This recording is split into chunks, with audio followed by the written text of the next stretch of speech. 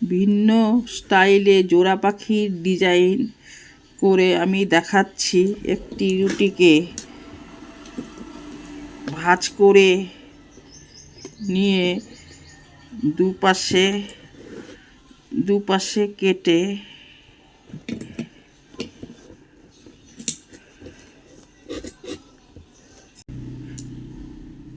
দুপাশে কেটে নিয়েছি।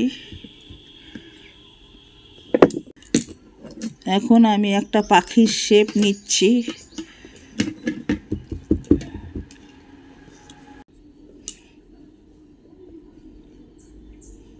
আমি একটা দুটা চোখ দিয়ে দিলাম গোলমরিচ দিয়ে।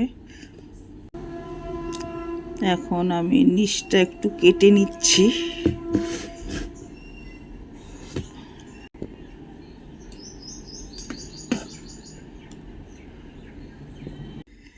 আমি এখন চিরুনি দিয়ে একটা ডিজাইন করছি। এভাবে দুপাশে ডিজাইনটা করে নেব। দুপাশে ডিজাইনটা করে নিচ্ছি।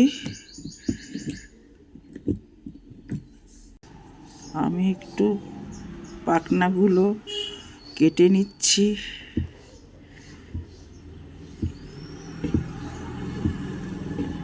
এভাবে দুপাশেই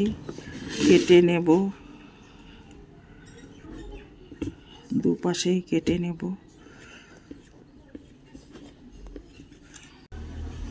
এবার আমি একটা ডিজাইন করে দিচ্ছি।